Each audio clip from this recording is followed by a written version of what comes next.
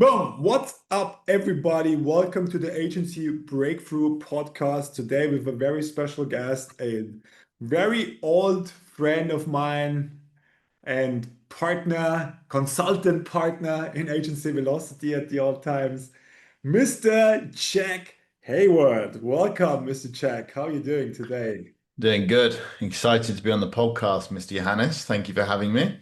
Fucking fire. All right. So maybe tell the people that who don't know you. I mean, everybody should know you, right? If they're in the industry because you're a giant. But if the people don't know you, like, who are you? What are you doing? Yeah, so I'm Jack. I used to work with Johannes in Agency Velocity. I was one of the copywriting coaches in that team or in that program. And I used to run a lead generation agency with Emil Björnsson, who's also been on the podcast. I've since left that world and I'm now building a startup called Overvue. Started off as a kind of email platform and we've pivoted probably 100 million times since then. And now we're building a cold call simulator, but things are going really well. So, Okay, cool. So you're building a cold call simulator. Very interesting because I remember when we talked to David the last time as well, he said cold call is coming back big time. So yeah. you wanna ride that wave. Well, sorry to interrupt your video, but it's for something important. I know exactly that only 20% of you will watch this video until the end, and I don't want you to miss out. I have a new Skool group, all right? And if you like my content, you have to join the Skool group because there you're going to find my best shit from now on. And it's completely free. And I have something super special for you. I have created a course for you that I call the Natural Success Code. And what I'm going to do there is teaching you in 7 days exactly how you can find all your hidden mental blockers and get your natural success mindset back that you had as a kid before society installed all the bullshit. So if you like my shit, join my Skool group below. The link is below. Sign up right now and I'll see you inside. And now continue the video. I would watch it to the end if I would be you because it's fucking fire.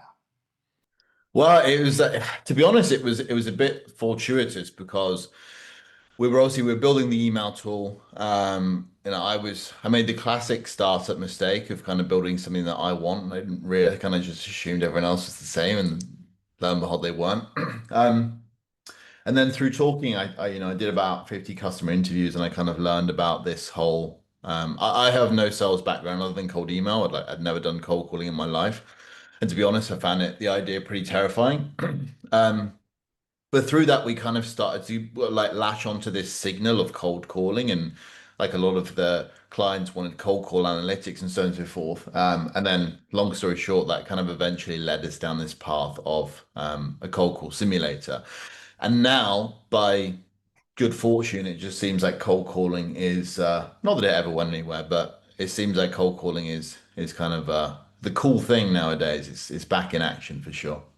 100%, man. Like you just said, you didn't like it before, like, but now you're starting doing it yourself, right? Because I think it could be very interesting for the audience because I know a lot of people in the audience, they're like, yeah, I maybe need to do cold call, but like, I just don't want to do it. Like, what helped you to get over this and just fucking starting doing it? Well, this is going to sound like a really shameless plug, but actually, this isn't true. Like, so a truthful, honest kind of approach or history or timeline of my cold calling experience. So the first time I cold called was when Overview was not. It was an email tool, Yeah. and the thought of doing cold calls, I was like, fuck, like, what do I do? What do I say? And I got this fucking bullshit script online, and like my heart was beating out my chest. And then my first ever cold call, interestingly, I booked a demo, and I was like, what the fuck? Like, this is easy. This is great. I'm fucking Jordan Belfort.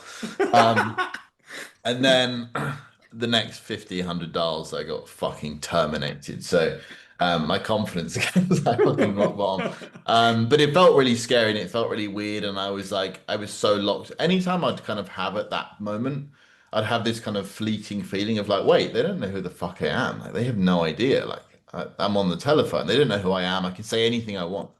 Um, but I was still super scared. And then when we pivoted over, I only did 100 dials. I was a bit lazy back then, or scared, or whatever you want to call it.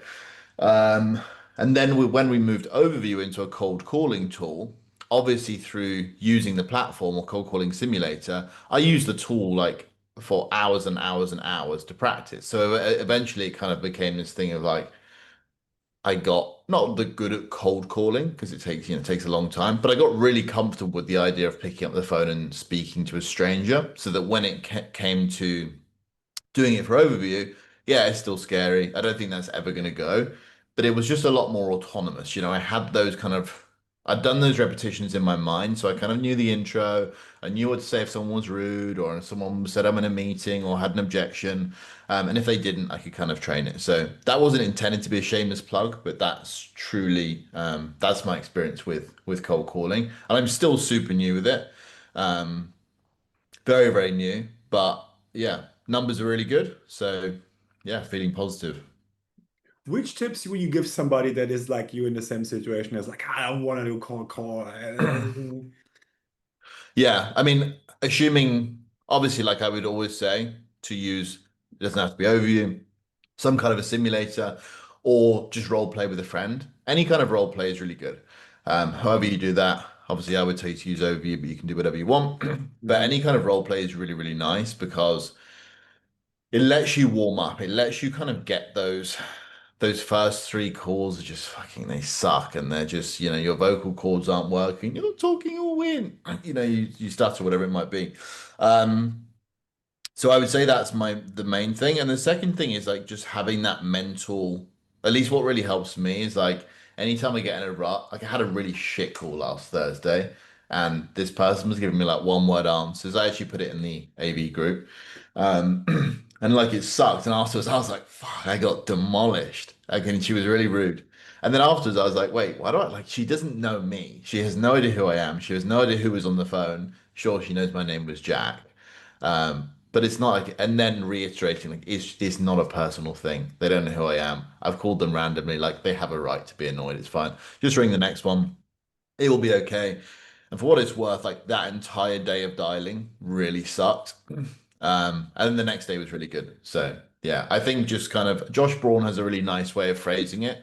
And he's like, cold calling's like surfing. Like, you're not going to catch every wave. And if you miss one, wait for the next wave and you'll find a good one eventually. So I I think like that analogy. that's a fucking great advice. I love that. So in general, it's all about really, first of all, don't take it personal, right? Hmm. Because like this is the thing, like you said, people are so scared what people think about them. It's just crazy, right? Yeah. And I think cold calling is such a great example for that because people are afraid what people think about them, but they don't even fucking know them. They have no idea who they are. Like, why the fuck they are so scared about it? But it's Yeah. just, I think, a human thing, right? Because we are Hmm. just scared of rejection Yeah. somehow. And like that's why, like, oh, I don't want to get rejected. And before I got rejected, I'm rather not doing anything, which is crazy, right? But like what I'm interested in, like, because obviously we always say like you get a much better salesperson when you cold call. It's your opinion on this one?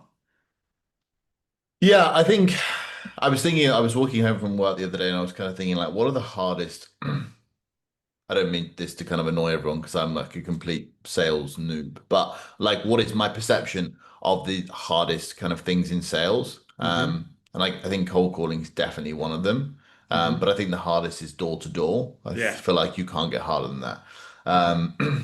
But like from my experience with cold calling, why does it make you better at sales? Because you really have to think on your feet and you're kind of calling the coldest possible prospect. Like if you do a demo call and a discovery call, I think they're like very unique skills. Hmm. Like of course, you're trying to uncover more pain and you're trying to relate your product to those pains, whatever it might be. But on a cold call, you're kind of trying to take someone from effectively hating you through to building rapport, through to problem discovery, through to like making them like you enough or understand your problem enough, whatever it might be, to book a meeting. So I think it's at least so far it's been very good kind of training from that perspective. Whether it's made me better at sales in general or not, I don't know. I presume it probably has. It definitely makes you care less, and I think the less you care in sales, the better you'll do. Yeah. But less the more outcome independent you are. Yeah, absolutely. I think it's all about like the lady made a beautiful email some time ago where he basically said like it's all about authority.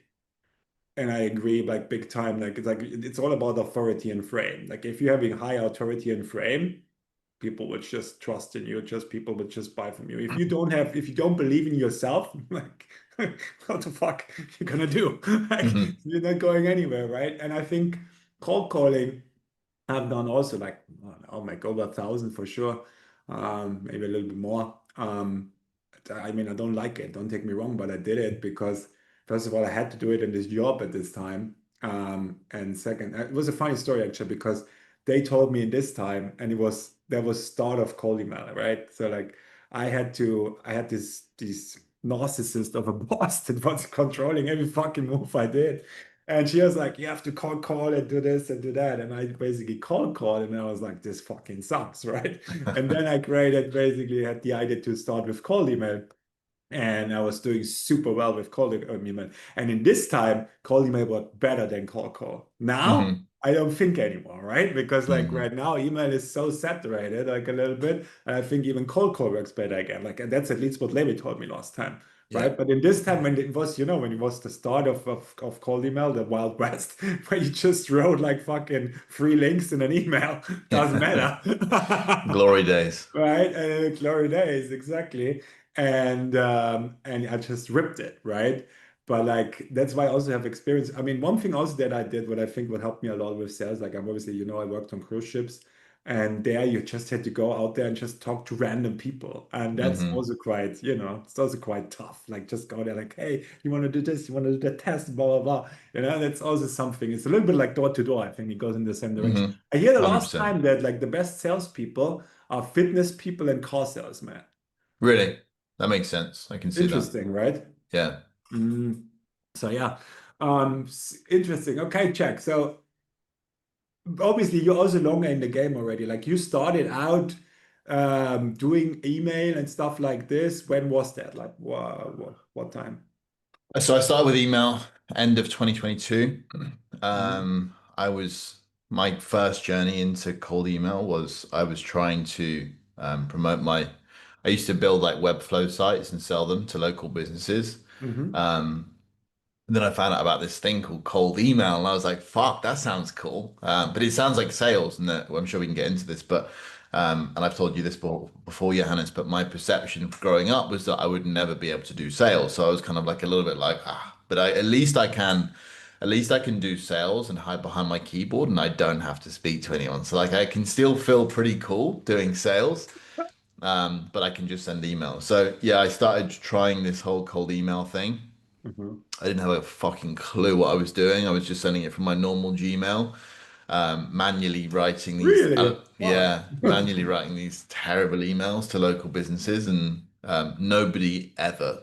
I don't think I ever got a response. So that was my first journey in, and then after that, for whatever reason, I decided to drop the web development stuff and start learning how to do cold email properly, and then I built a cold email agency and the rest was history. So it was really quite a humble beginnings in cold email. I really sucked. You're such a good copywriter. How is that possible? I mean, I suppose now like just through repetition, but back then, yeah, I it wasn't good stuff. It was terrible. I mean, you need to know that Jack was teaching copy in velocity. So, like, I'm quite wondering. I think you're one of the best copywriters I know, at least. So, at the start, you really sucked. Yeah, terrible. Like I was obviously I've always been good at writing, but in Yeah. terms of like my emails, they were just your typical like what I would expect. Oh, nice corporate email to a local business, and like, I don't give a fuck about this stuff. It was just really it was how you'd expect someone to structure a cold email that's never written a cold email before. Hey, hope you're doing well. Hope this email finds you well. Came across your profile on Google, and I'm curious. All right, there's some people that still write emails like that today. Yeah, maybe it works for them. I don't know.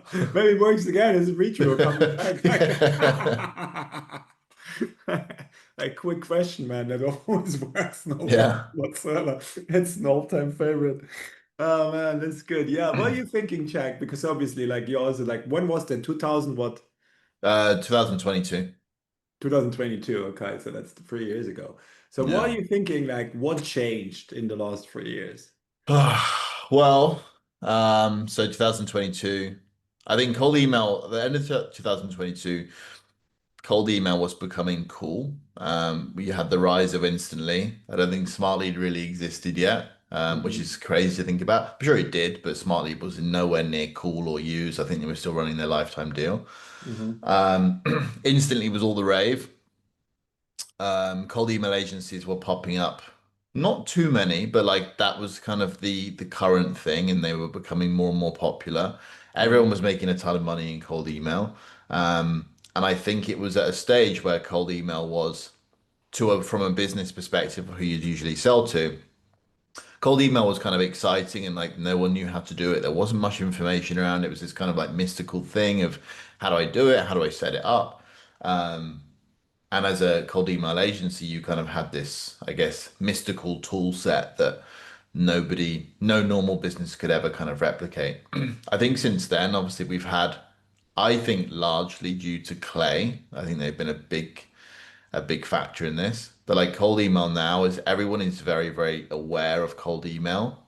Everyone Hmm. is generally aware of kind of at least I wouldn't say necessarily how to do it, but they're a lot more aware of like they know deliverability by default. They understand like basic copywriting. They understand a lot of things about cold email that they didn't. And I think that's through Clay came along again, they were around in 2022, but they weren't very big. And then I think 2023 towards the end was kind of Clay's big shift. Hmm. What happened, I don't exactly know, but obviously you had Eric Novoslowski start using Hmm. or kind of start promoting Clay a ton and using it in his business. It was still, I remember his videos back in the day used to get like 20, 15, 20 views. And everyone was like, this is a fucking hidden gold mine. This is crazy. Hmm. And then you look at him now and it's like, wow, like it really was a hidden gold mine. Hmm. So yeah, so Clay came along. They kind of blew up out of nowhere. Smart Lead came along as well. They started blowing up too.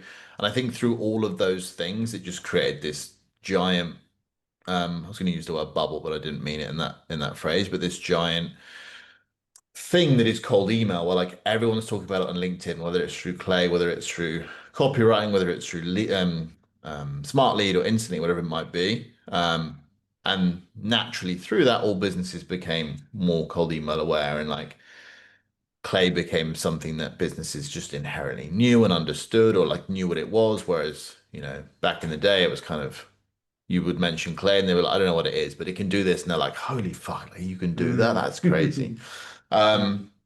Then nowadays, what are we, nearly 2026? I think we're in a position with cold email where I still think it's great, but I think everyone is so, me included, is so jaded on receiving emails. Like I get so many emails every day. See now with the startup, people kind of target me, and I've never received a good cold email. Every single one is it really sucks. And I see it now from kind of the prospect perspective where it's just so fucking annoying.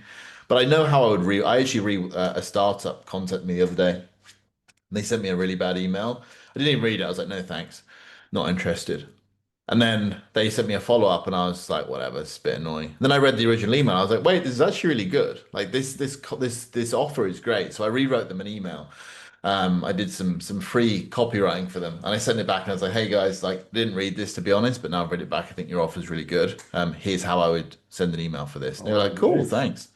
So whether it works or not, I don't know, but yeah. So I think been yapping for a long time there. I apologize, but yeah, cold email now in current day, I think it still has a place.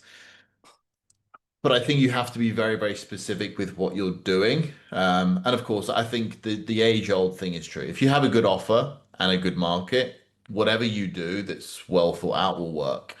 But I think the using cold email, for example, for Overvue for untested offers is Hmm. not what it used to be, is my perception. Yes, I agree.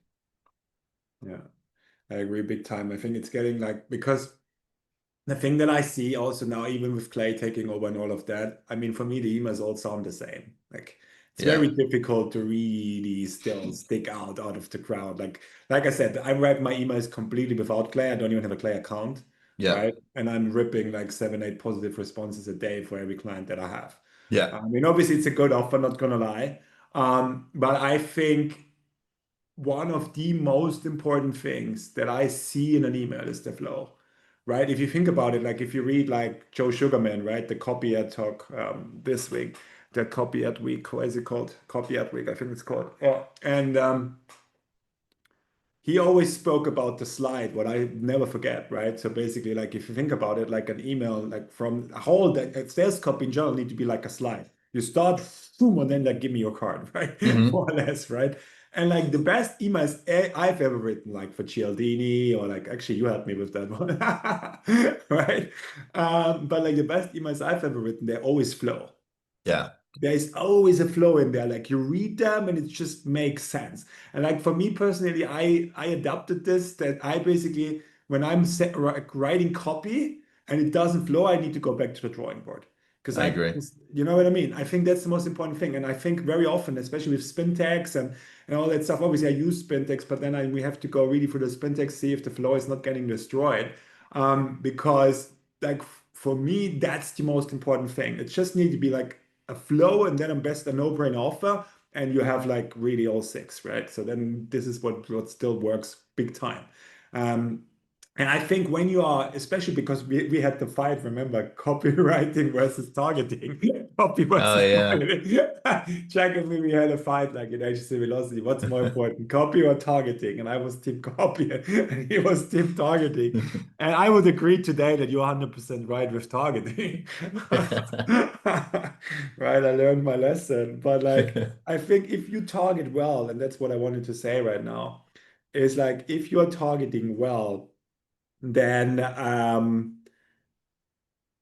then you don't need a lot of play or hyper personalization because you know the ICP anyway exactly. You have it so clearly find out already that you don't need to do anything specific to write a relevant email. You know what I mean? So Yeah. that's my point on this one. Like rather segment it more, target better, target really specifically, and then write an email where you maybe don't even need play. That's at least my opinion.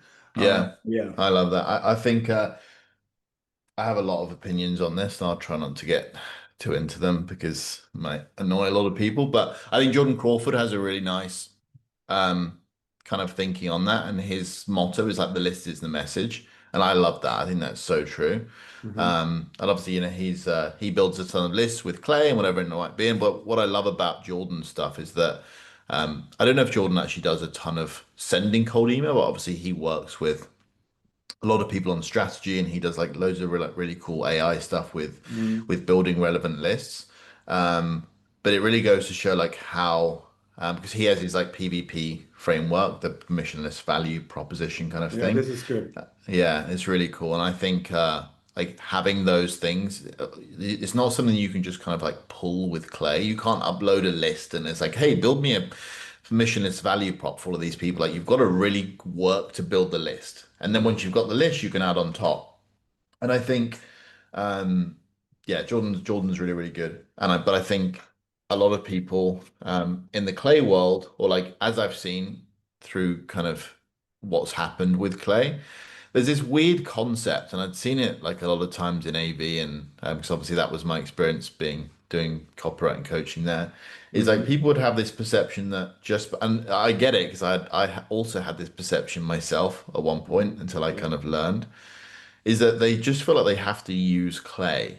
And it's like you really don't. It's like, well, how can I use clay to improve my campaign? It's like, well, if you don't need to say anything, just don't use clay. Like it's fine. You don't need to use clay. And I'm the Yeah. same as you. I don't use clay. I have clay. I use it for list building. List I building, yes. never, ever, ever use it for like inserting random things into email because I No, don't no. like it. I don't like it. Yeah, I also I don't don't have like anything it. to say. No. If I had something relevant that, made sense and I need to count their reps or something, sure, like I would say it. But very rarely do I need to say that. And I think so many people have this weird way of building emails where it's like clay first. And it's like, what's the coolest thing I can do in clay? Okay, now I'm going to write the copy around the coolest thing I can do in clay. And it's like, well, why have you done that? So write the copy in the best way you possibly can. And if you don't need to use clay, really good. And if you do need to use clay, good. Like you've got a great email that makes sense, and there's one variable or two or whatever that you need to use clay for. Fine. Mm. Yeah, I think it's I see a lot of people go wrong here, in Hmm. my humble opinion. Yeah. And I mean, this is I agree to this one. Like, what this is a general thing that I also talk about last week with Levi about it. Like, what do you see about sales copy as well? If you're doing sales copy, you're doing copy for Overview as well. Like, how do you create it? Do you do it still like really back on the drawing board, or do you use AI for it? Like, how do you go with that? So, I mean, we do it like I do all the copywriting for Overview, Hmm. like web copy, email Okay. copy, so on and so forth. Um, I don't like using AI. I like using AI for ideating concepts and ideas and helping me break down information, Yeah. but I hate AI copy. And I think, so I saw, I don't know, I'm going to kind of butcher this reference, but um, I saw once upon a time there was an experiment done between two groups of people, and it was something like they would get 50 people to write a it's like a cover letter for an interview, and they were told what to write, Okay. and they were told to think like good and happy things or whatever, positive things. They had another 50 people write the exact same cover letter to the exact same people, and they were told to think really negative things. And the people who thought positive things, they had a way higher success rate than the people who thought negative things. And I kind of had this belief that maybe like, well, I believe that the when we write things, the words hold our energy, and I think if you use AI, it holds this weird energy, and like it's something that I feel a lot on LinkedIn, Hmm. where you can just feel, obviously you can tell visually, sure. I'm not saying like it's some mystical thing, but you know when someone's done AI copy and or like an AI post, and I just don't like it as much. So there's a guy, I don't know if you saw my recent LinkedIn post. There's a guy I've been following recently on LinkedIn called James Barker, and he's a super like really good sales guy. He now does sales training. But all of his posts are just these really human stories about his life in sales. And I can really like, I really feel them when he writes it. I really feel them. Hmm. And I just, yeah, I really appreciate it. So anyway, I've gone on a bit of a tangent there. Hmm. Yeah, for overview, I don't use AI to write any copy. Again, I'll use it to help me ideate. I'll use it to help me break down stuff. But me actually writing and creating the concepts is something that I'll always type. And one thing I really learned from my time in AV was like making sure that copy comes from the right source.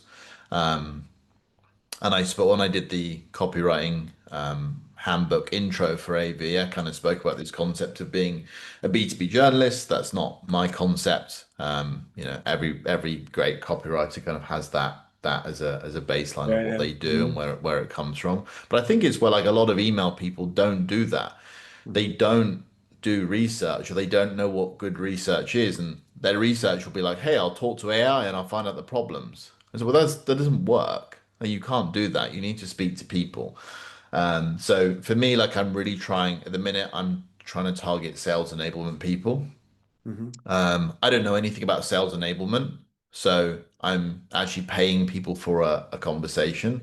I sit Hmm. down for half an hour and we talk about their day in life of a sales enablement person, and I can then use that to figure out, well, what are the words I should use in my campaigns? How should I speak to these people? What are the things they actually struggle with? What are the things they actually care about? Yeah. So yeah, that's how I try to write copy, Hmm. Hmm. I which is know, I remember this. nothing groundbreaking, but. Yeah, it's also something that Levi always brought up, right? The best market research is always, first of all, customer interviews and then Mhm. prospect interviews and all that stuff. So I 100% Yeah. believe that as well. Yeah, this is so true. Okay, and like, I mean, let's go back to this LinkedIn thing because I remember you wrote, I think yesterday, was it yesterday or the day before when you wrote this thing exactly where you said, I can't read any more AI copy. And Oh I was yeah, yeah, like, yeah. bro, you're so right. And I'm guilty myself about it using AI, to be honest. And I Yeah, decided in this moment, and thank you for that check, that I'm not gonna of fucking course. do it again. Because I was Boom. like, bro, like I'm done with it. And I will post also tomorrow something where I will basically tell this to my community. I also did the same mistake, bro. I hired an agency for doing my shorts, okay? And like they were looking fancy and everything, but like, and I thought that they promised me to make me viral and stuff, right? And Hmm. they didn't make me viral. But this is the first point. But the second thing is like, I just realized right now because they made me another offer to do it cheaper and blah blah blah. And I was just like, I had a conversation with another guy, one of my clients. And then he said, Johannes, you know that like all these companies as well, they all use AI, right? And I'm like, bro, I think you're so right. And like, and then now I understand as well. I filmed that stuff all the time, but it was not me, right? And Yeah. like, I just in general, like, I decided because I really want to be like, I want to sell authenticity, right? So, Hmm. like, for example, like before in the start, I script also this podcast, for example. Now I'm not doing it anymore. Just go in, Hmm. boom, we start talking. And I think it's much better like this. Like also my raw and unscripted. I never scripted that. And I believe that why my YouTube blew up like this, because just Mm. people like it, right? It's just Yeah. raw and authentic. And I think my LinkedIn post, because I was just too lazy, um, I was just really using AI for that. And now I decided not to do it at all. Maybe you used Cost Magic because Cost Magic basically takes your long form stuff and just formats it. That's a Hmm. different story a little bit Yeah, because yeah, yeah, that for is sure. exactly like your voice, and that's it's just for formatting, okay? But like in general, like I don't want to use it anymore because you're so right. It's so terrible. Like LinkedIn is so terrible if you look at it. Yeah. It's fucked up. Like honestly, like wow, you cannot read it anymore. It's all the fucking same. It's so boring, bro. And especially like I said, I want to build a personal brand. What, a personal brand of AI or what? Like what the fuck is the point of this? Yeah. Makes no sense. Yeah. It's such a shame. And I think so many people are in this weird, LinkedIn's in such a weird spot. Like everyone will post AI shit and it will get likes and AI comments, and then they're in this weird echo chamber of like, yeah, but it's performing. I'm getting clients. I'm like, yeah, but for what? Like, how long for? Like, it's never gonna work forever. If you're Yeah, posting fucking AI slop content that just holds this awful energy, like, that's only gonna work for so long until everyone kind of thinks, ah, like this sucks. This is horrible. hmm, And then it's like, what? You're back to square one. I think it's also an interesting like reputational thing where as we know, reputation is a really hard thing to gain and to keep. And once you've lost it, it's very hard to get it back. yeah, At least a good reputation. And I think if you post loads of AI content, there's one person I have in my mind. Obviously, I won't mention them, but they used to post like fucking loads of AI content. This was years ago. I still think about that to this day, and I still like I hold their other content in a lower regard because it just it's this reputational thing, and I think for myself, I kind of recognize that, and I just thought like I don't if I'm not going to feel pressure to post on LinkedIn. If I don't want to fucking post on LinkedIn, I personally won't do it. I want to post things when I have an intuition to post something, and like I think that's valuable to share. Boom, and I think a lot of this AI posting is where people feel a pressure to post very often because it's hard. Like writing content and thinking about content and having ideas for content isn't easy, and AI gives you the shortcut to do that. yeah, But unfortunately, by taking that shortcut, you create other problems where your content is kind of soulless and kind of has no real meaning to it, if that yeah. makes sense. And even if like, because a lot of people are like, yeah, I just use AI to, they're all my own ideas and I just use AI to help me write. Like, I don't think it matters. I truly think it's this kind of, this energy of like, if you're going to tell a story, don't tell that story with AI. Like, let your feelings go into the words and share that emotion with people, which Yeah. is why I love it. And I'd really recommend you check out this James Barker guy because you'll see what I'll I check mean. them out. Yeah. They're just short stories about his time in sales, but you can just tell. I didn't ask him. I know they're not written with AI because they just feel so raw and they feel like, damn, like it just hits much differently to other content I see on LinkedIn. And you see, like this guy's not famous on LinkedIn, but you see how his content's had such a big impression on me and how I feel. And I think that's why it's so important not to do stuff with AI, especially when it comes to copy. Yeah, I agree. I appreciate. I 100% agree. Like I said, I was guilty myself as well because obviously when I started to post every day on LinkedIn, like you said, there's a lot of pressure, obviously, right? There's like, oh Yeah. my God, I have to post every day, and then you just start like, okay, and then I mean, I got like into Poppy and stuff like this, and like, okay, Poppy is really like it takes your YouTube videos and it really makes it in your language, but still, I right now starting writing again my own posts, and I just feel the difference myself when I read them. It's a difference, like day and Yeah. night. It's crazy how the difference is. So, guys, if Yeah. you're basically following me on LinkedIn, I'm from next week starting again to write the real shit me posts, right? So I'm done with that stuff, and I'm guilty. I was guilty of it, like well, for sure all of us are. But Yeah, for you sure. call your post woke me up. Like I'm really grateful for that because I think that's what I needed just to, And then I was also like, was like yesterday, I was like, yeah, now I need to do shorts and stuff myself. Then I started doing shorts, and I was like. I fucking hate it. Like, I don't want to sit there and fucking talk for 22 seconds and then I need to put basically like the hook and then the fucking, I don't know, like the reason why I'm talking and then the emotional loop. And like, I have to take all this shit in my brain. I don't want to fucking do that. Right. Yeah. So, like, and then I spoke to Alex GPT, or mostly one, right? And I said, like, Alex, do you think I need to do shorts when I don't want to do them? And he's like, no, I don't use any fucking shorts. Like I only Hmm. do them when I want to, but normally like Luke Belmar, all the guys, Andre Tate, they don't do shorts. They just cut it out of their long form content. And I'm Hmm. like, this is the same thing that I'm gonna do because I'm the best when I just, I'm in my flow and I just like there's some nice cuts in there in every video that I do. Boom, just cut this shit out and make it just a short form content. You know what I mean? Instead of Yeah. me sitting there and like basically talking 22 seconds with some fucking structure in my brain to the camera. Fuck that, right? Yeah. Like I decided to just be completely raw and authentically me again. And it's actually simple. So guys, if you also want to do that, like this is the methodic that I came up with now yesterday. I think it's like I'm just doing like two YouTube videos a week, basically. Like I have obviously my agency podcast, and I have my client interview. This is already a lot of content, but then I'm shooting two YouTube videos myself. Like I have every Friday I have it blocked out for only doing content, which is really cool for me because I think this is something that like if you do content in the meantime, there a little bit, there a little bit, that doesn't really work. Like you need to have really space for doing it. So I have my whole Friday blocked out for only doing content. I'm shooting Hmm. two YouTube videos, and then basically this content I just repurpose it to shorts. That's it. Very fucking simple. And then I use it and I basically repurpose it again for my LinkedIn posts. Maybe with Boom. cosmetic, that's like this something.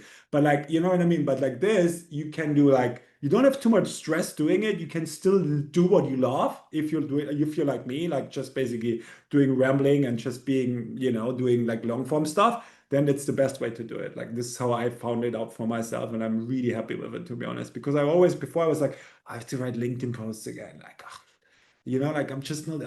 In general, I don't like LinkedIn. I have to tell you, like it's Hmm. my least favorite fucking social media platform. I love YouTube, right? Because Yeah. YouTube, it's Yeah. just like my absolute favorite. You can just be you, and people like it. But LinkedIn is so corporate, bro, and this is exactly why I'm an entrepreneur because I hate corporate. Yeah, and I agree. I think LinkedIn's also very false.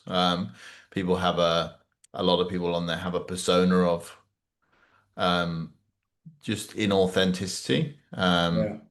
Yeah. So like yeah, I very much try to where I can have a normal thing. Like I posted a picture of a cheeseburger the other day, I don't know if you saw it. Yeah, I that's just funny as it is. Yeah. tried to, but I think it's like there's so much everyone, not everyone, there's a lot of great people on LinkedIn, but I think the vast majority of people just kind of like, again, it's either AI content or it's just like this kind of like, it's all like businessy speak and it's like stuff that we don't really want to read. Like, Yeah. I like reading stories on LinkedIn, I like reading experiences. I think the amount of actual helpful content on LinkedIn is actually limited as much as the amount of posts that say they're helpful. Hey, comment for my guide on this. I think most of them, I've never used, I could probably count on three fingers, maybe two, the amount of things I've ever commented on for comment for my guide and that's actually been good and helpful. Yeah. Very, very few and far between. One person that does educational content on the topic of energy really, really well is Eric Novoslawski. And I Hmm. think he does content in general really well. And his content from the start, he does so many things that I love. That I think bleed out into so many areas of life and whatever you want to call it. But the Hmm. number one thing that I love about him and his content is he never takes credit if he hasn't earned it. If he has an idea, he'll always say, "Hey, I got this idea from this guy." Yeah, And I true. love that. I hate nothing more because you'll always get caught out.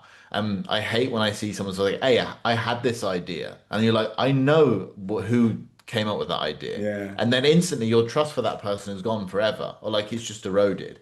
So I love first and foremost that Eric always does that. He's really humble. He's like, hey, this is not my idea. I did not come up with Hmm. this, but I love it. And here's who did come up with it. But also he's just such a giver.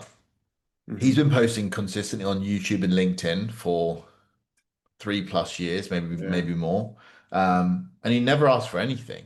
All he's doing is just giving, and he's not making videos for the sake of doing it. Of like you can tell he's not scrambling for ideas. It's from a genuine place of like, For hey, sure. I've just found this thing. I think it's really cool.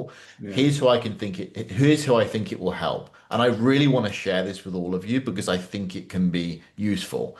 He's Hmm. not thinking, if I make this video, I'm going to get so many fucking sales from these people because Yeah. they're going to find this interesting. And I think you can really feel it in his content. So yeah, as we know, Eric is great. Yeah, okay, I 100% agree. And I think this is what one thing that you say, it's also really about, like, he's super passionate about it, right? Like, Yeah, this is yeah, just his thing. And I think that's what makes YouTube so special because people just share their passions. Like, this is the yeah, same what I do with my channel. I just had this idea to say, like, I'm going to rewire brains of entrepreneurs. That's what I do now. And yeah. that's why I'm starting this channel, all right? Because I think that I know that the world fucking needs it, right? I want to Hmm. wake up more people just to understand that you are in a fucking 9 to 5 matrix and you need to get out of it. And then you be out like the skill system just wants you to be like the famous Rockefeller quote that said, I don't want thinkers, I want workers, right? And if you're a little bit different, then you just very often and getting into a situation where people say like, you're wrong, what's wrong with you, like then you're ADHD like me, for example, and then they tell you you need to concentrate and you just need to learn this thing and you need to become a sheep, and then you question yourself what's wrong with you. You know what I mean? Like that's all what happens. But I think it's so important to just to understand that all of us have like this amazing potential, and and I think it's important also to understand again who we are, and like really also, especially if you want to create a personal brand or you want to create a company, I think it's very important to come back again to show who we really are, especially with this all AI bullshit, because like Hmm. that's what's really like, and I think it's going to in two different, completely different directions. The one thing is going to be more and more and more AI, and it's just a completely AI world. And then on the other hand, there will be still this authenticity, hopefully, what I'm really praying for, right? Because otherwise it just all sounds the fucking same. And when Yeah. there's no character anymore, you know what I mean? And that's actually what you normally look for when you are looking for any kind of content and stuff like this. You look for somebody that has a character where you are like, okay, I want to have a part of this, you know what I mean? I want to have a Hmm. part of your AI bullshit. I don't think so. Yeah, no, I agree. I think a lot of this as well is maybe linked to why cold calling is on the return. Hmm. Because it's raw and authentic, and maybe that'll even go even further and go back to door knocking and going shaking hands on golf courses and going to events and stuff. Because all these things are like you cannot use AI. What are you going to do? Send your robot to the golf course or send your robot to an event? Like it doesn't make sense. But Yeah. yeah, and I wonder maybe that's part of why cold calling is beginning to become more and more popular because people are just so sick of receiving email. And I think like again, I think there are ways. I sent an email recently to I won't mention the name, but everybody knows who they are. Probably definitely the biggest cold email influencer in the world. Probably a few names come to mind. You probably know Yeah. the one that I mean. I sent him an email the other day for my business, and I really sat down and I thought, let's do a one-on-one email. How can I send something that's interesting enough and relevant enough and cannot have possibly been done with AI? Hmm. And I sent that, and I got a reply within an hour. One email, got a reply within an hour.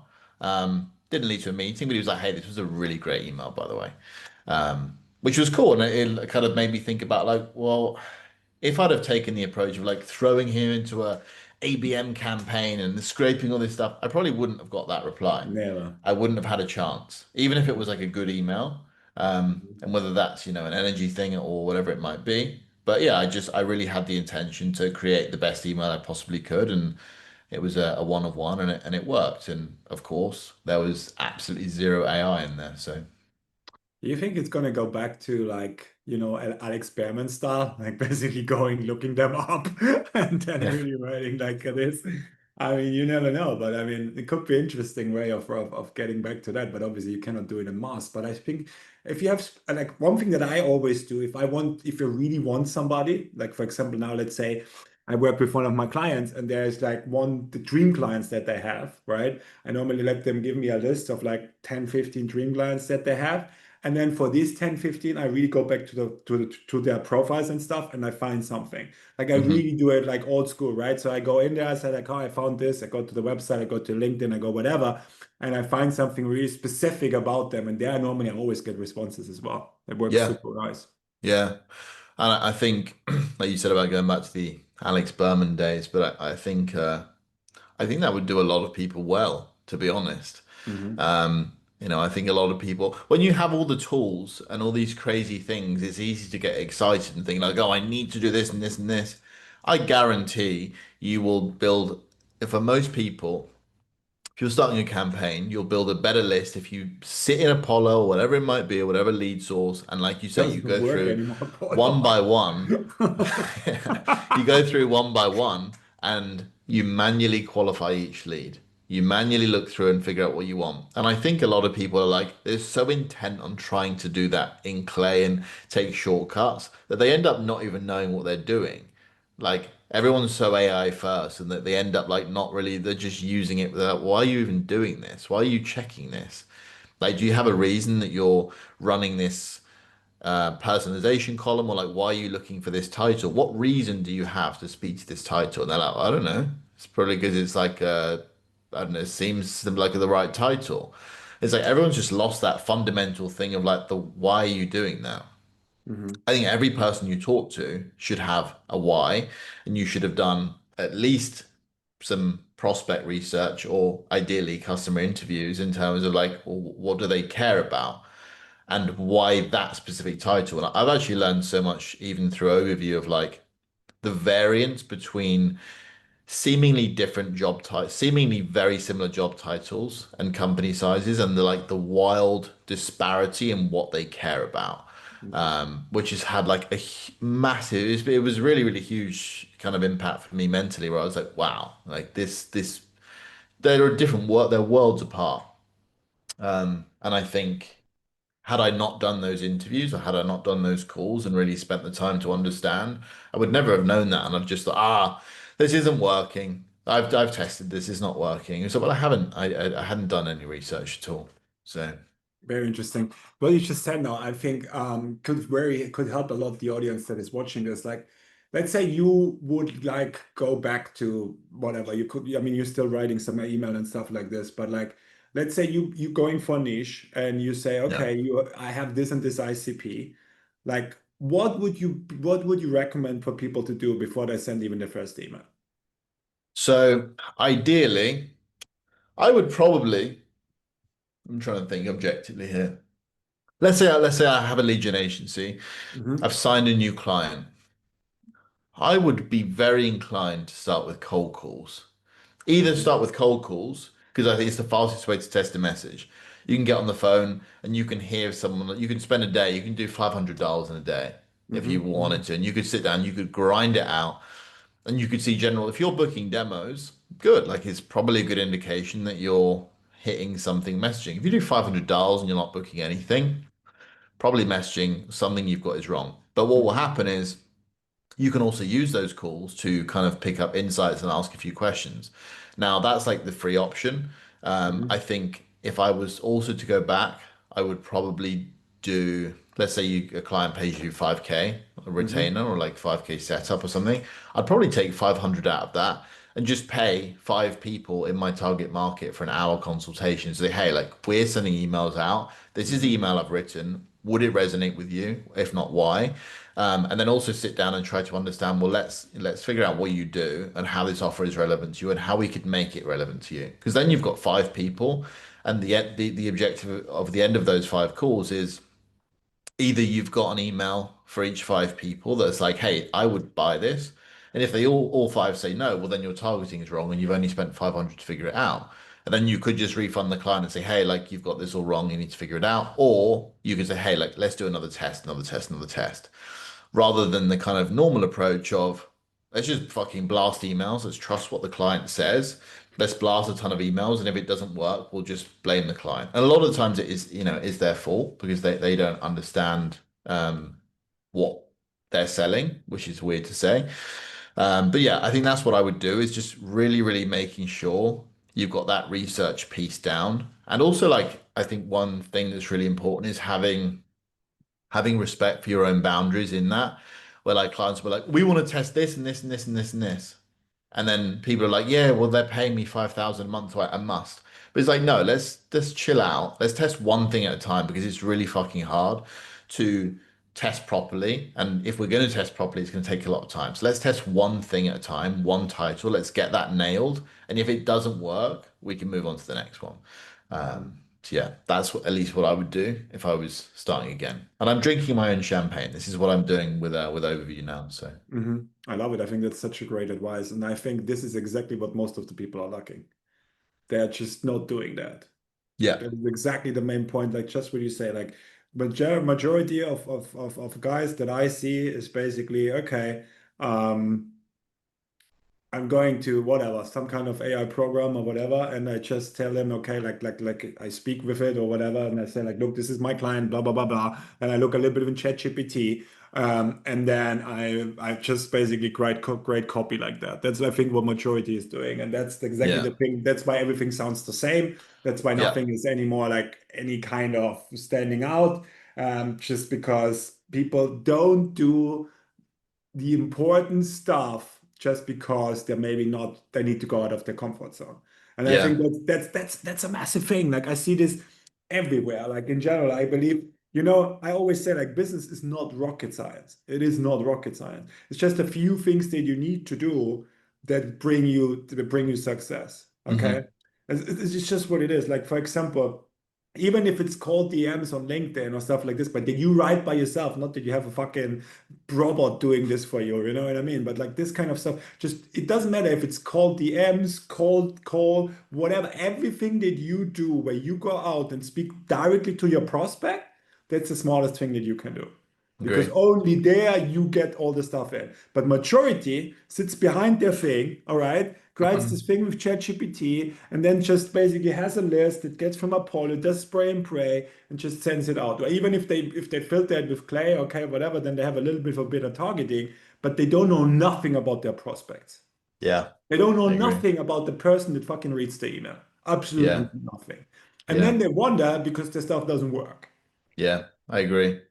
I think, and it just made me think then about, I don't know if you remember the famous drunk cold email. Yeah, yeah, I love that. Yeah, yeah, I think it yeah. was John Bachan, I think his name was. Mhm. But like you think about that now, and it's like if somebody, and I guarantee somebody's tried to replicate that with AI, and it's like, what the fuck are you doing? The reason that worked is because it was a one of one. It was a random fucking thing. He got back drunk and he'd sat down and like poured his energy into this email. It was like all Yeah. he'd lost all of his kind of mental blocks, whatever they might be, and just wrote shit on paper. And that's why it worked because he had understood this person so much, or whoever he was sending the email to, and he just poured his heart and soul and energy into that paper. And having had a few drinks, he could be a bit, fucking rude or whatever it might be. That was a bit of a pattern interrupt.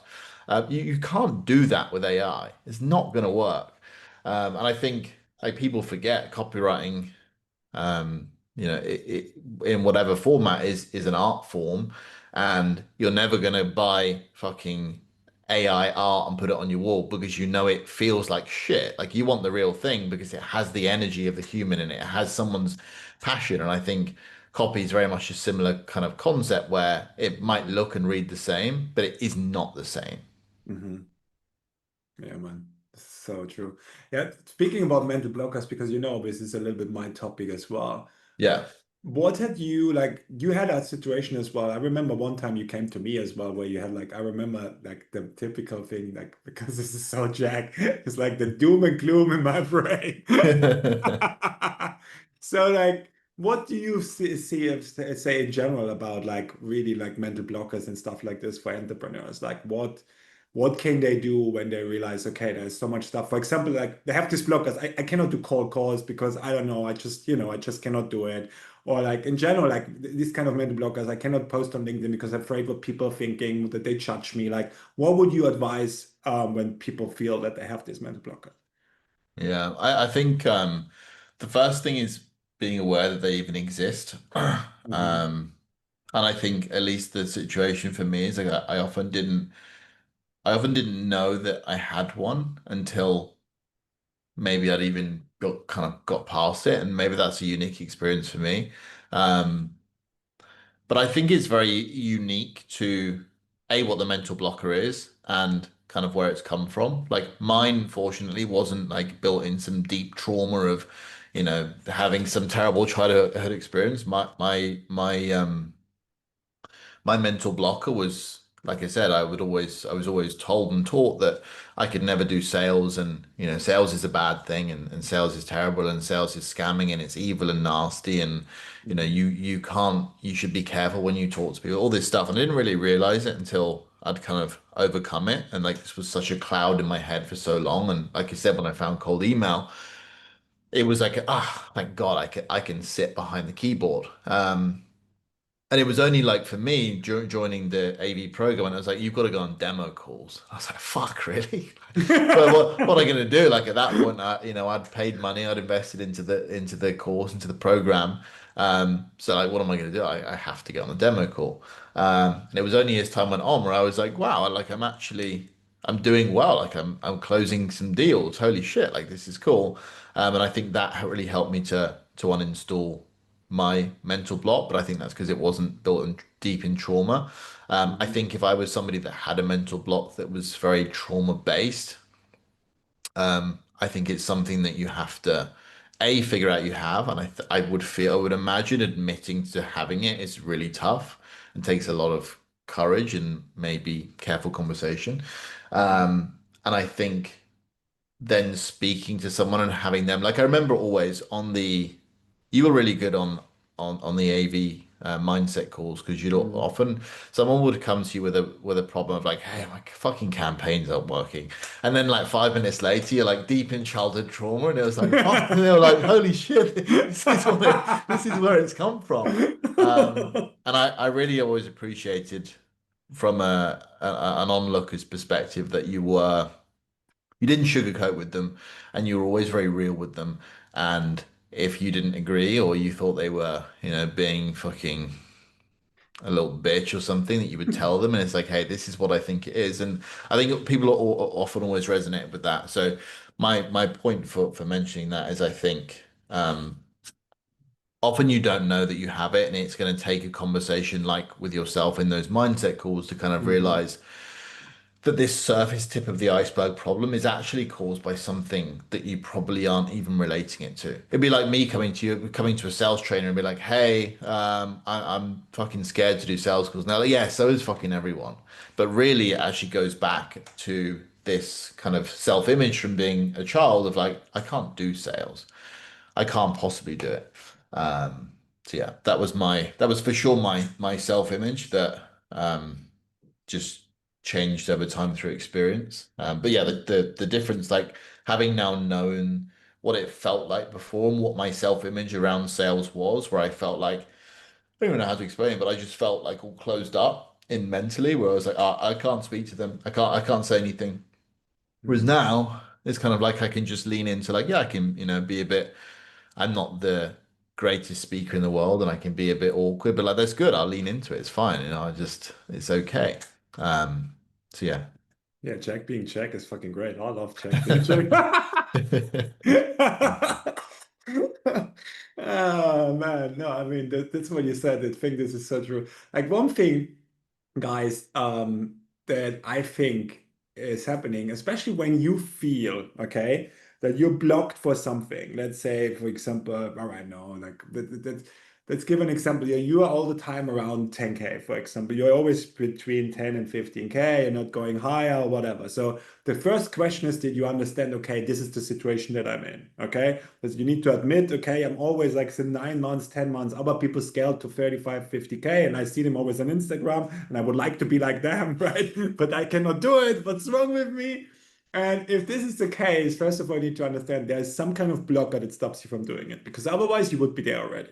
That's number Hmm. one. So then I love to use, I call it the five whys, and that's what Jax just said before. Like I ask why, and I learned this, and that's so funny. I learned this from one of my first bosses that I had, Mr. Herbert Rehmer. I don't know if he one day listens and checks my YouTube channel, it would be so funny. Like, Johannes, he talking about me? But like this guy, he was like when I was managing a fitness center, I was managing one of his fitness centers, and I was doing things.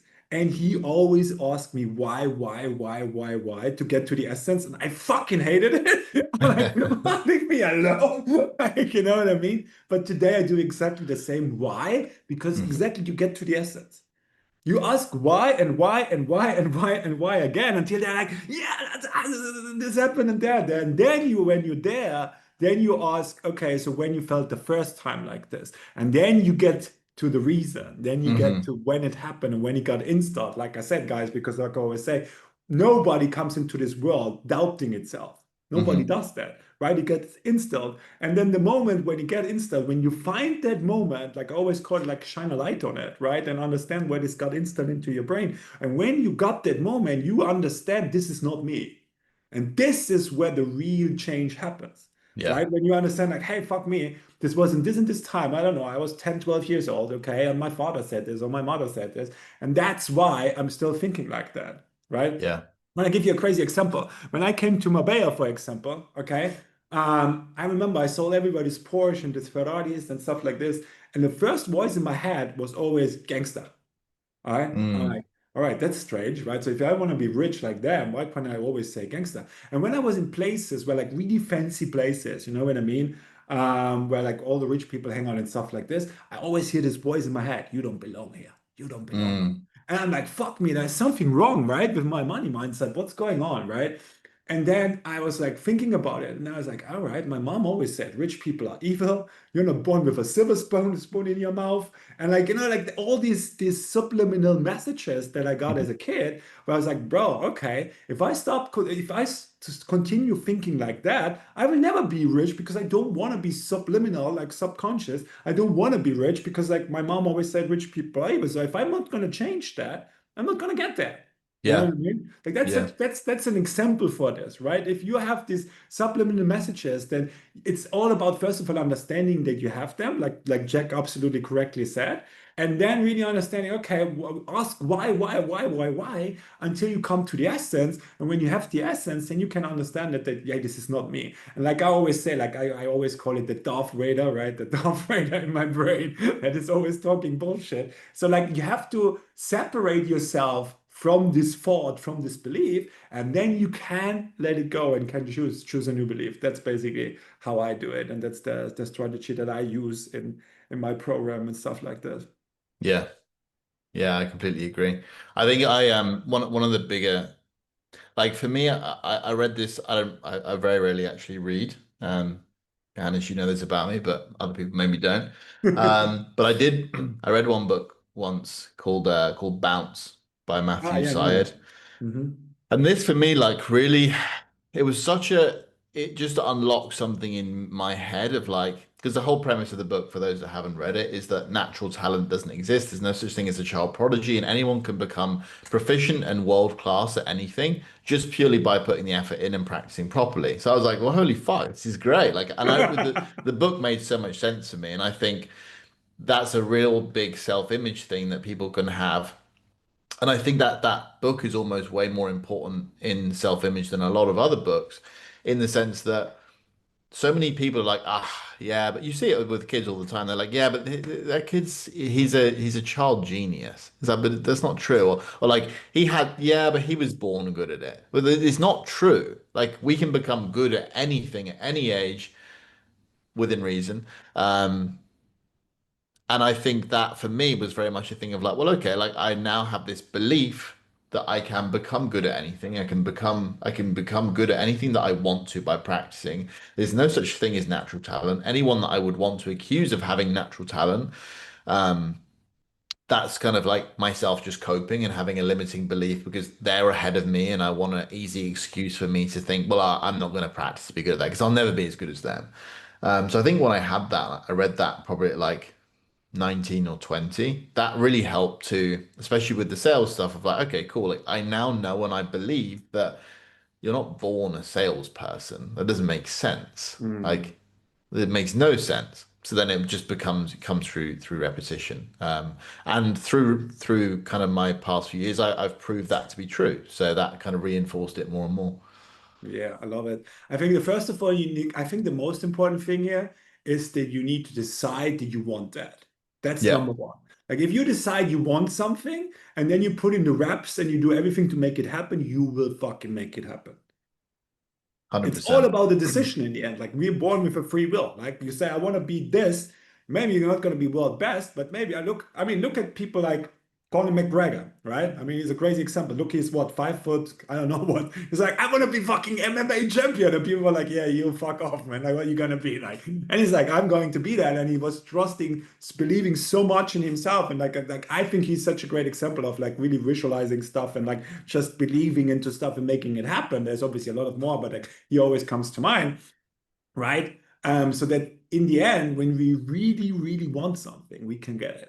And that's, I Yeah. think, that's the thing. And then it's just really putting in the reps and like that's why identity is so important as well. Like for example, you said like, right, I didn't see myself as a salesperson. Obviously, if you don't see yourself as a salesperson, you're never going to be one, Hmm. right? So you need to change this identity to understand like, hey, I can become this, but I need to put in the reps. Yeah. And that's the thing. And when you changed that identity, what you obviously did, you became it Hmm. because you're like, hey, I can do that. I just need to put in the reps. So you changed your thinking about the identity about it, and that's how you did it. And I think that's something that also, like for example, sometimes I speak with people. They're like, yeah, well, what's your goal, right? And they're like, yeah, I want to go 50K agency. I'm like, okay, but you really see yourself as this fully booked agency owner, right? Like Hmm. having leading a team, just keep putting out fires, don't have almost no time for yourself. You see yourself like this. Not really, you know what I mean? So it's like as long as you don't see yourself like this, you're not gonna be there. You're not gonna Hmm. get there. Like you need to get this like identity, I think is such a powerful thing. And that's why I also do have limitless revive, by the way, guys. We rewire your identity about the person that you who you want to become. Because Hmm. identity is everything. If you don't believe you can be that person, you're not never gonna be that person. You can do what the fuck you want to, but if you don't believe it, you're not gonna be that person. It's just very fucking simple. And that's why what Jack said, like he had this belief of not being a good salesperson. So if he would stay with this identity, he would never become one. But thanks God, maybe through this book, right? He changed his mindset about it. He changed his belief about it, and that's what made it happen. Yeah. Yeah. I think identity is like, and it becomes more and more and more as I get older. Of course, I'm still incredibly young and Of vibrant. course, Jack is like what, 23? But as I get older, I realize more and more and more how, like, for example, like even in, so I train jiu-jitsu sometimes, and I'm yeah getting into that, but like even there, I think the more when you understand this idea of self-image and how you perceive yourself, you see it, you start to see it everywhere, in good and bad. Like I know, for example, when it comes to email, my self-image is really good. Like I perceive myself in a really, really strong way. And that just exudes confidence in myself. And I can talk about it and think about it and I can charge loads of money for it, whatever. Like it's fine. Mhm. But then when I think about my self-image, say for jiu-jitsu, something I'm new at, like my when I think about myself in my head, like my posture is different, how I see myself, outcomes happening is different. Like everything is wrong. And like there's probably a good signal that I should spend some time like visualizing, whatever it might be, working through that. Mhm. Because those things are really like when you have that visual thing of yourself, and I know this from experience, at least just for me, really bad things happen with that activity. Like you can't, you need to get rid of that. That's a really, really, really bad thing. Mhm. And I've had that image in my head a few times in my life, and I know now I know the difference between having a really strong positive self-image for a task and a really negative one, like Hmm. it's really, really, really massively, well, not even just a huge, it is the number one thing you should focus on without Hmm. question. Hmm. I love it, man. It's the same thing like when you say like, I'm a bad dancer, you will look like stupid. Yeah, yeah, yeah. No, it's exactly, and I'm I such a actually bad dancer. Like, a really good like example of disgusting. that is I remember Hormozy speaking about, and I really resonate with this. He was like, I used to call myself, not a numbers guy. I'm not a numbers guy. I'm not a numbers guy. Uh-huh. And that's always what I've told myself. I'm like, I don't do fucking numbers. And then Hormozy spent a ton of time like learning maths, and now he's like, he's a numbers guy. And that really resonated with me. He's like, right now I think, I don't fucking do numbers. Well, obviously I've never done maths. Like I don't really do it. I don't spend time with numbers. Um, and that could become a really negative self-image of like, I don't do numbers. I'm not the numbers guy. And then you believe it and believe it and believe it. And it just becomes this really toxic thing. Um, so yeah, it's not good. Yeah. It's like me also, like I remember I was when I was young, I was like, I don't want to be disciplined. Discipline was something I'm like, nah, discipline, I don't want to be disciplined. I'm easygoing, I'm the YOLO, That's for me. And but I had to obviously change that. I realized this then when I was a manager on the ships, I was like, the more disciplined I am, the better I am. Like just what it is. And like in Yeah. general, right now, that's why we're gonna do again 75 hard, right? You want to join us for next year, Oh, 12th of good. January on the National Pizza Day. We're going to start. You're in the school group, so you can join if you want to. You're very welcome, bro. Let's fucking go. Right? But like what I wanted to say, like I'm doing these things just because to get better in discipline. Because for me, I know the more discipline I have, the better life I live. It's just what it is for me. It's really, Yeah. really powerful. Yeah. No, 100%. I agree. Mm. All right, Jack, and that was fucking amazing. So, guys, if you want to basically also like you check out Overview and you want to get better at cold calling, all right, maybe Jack gives me a nice discount code that I can put below this YouTube video.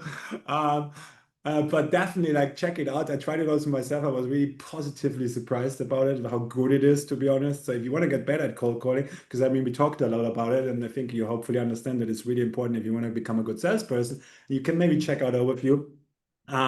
And yeah, like check before we come to the end, I always have like one last powerful question. It's like because obviously like we have a lot of people that are maybe just starting out, like especially with cold email and stuff. If you could go back to when you started in 2022, all right, with the knowledge that you have today, obviously collected and the experience that you got, what advice would you give to your younger self? Um, this is good. I really don't mean for this to sound again like a forced comment, but like I said this to Emil the other day. Um, we were around the advice of to start cold calling sooner that whole time, with so many people giving us that advice to find clients.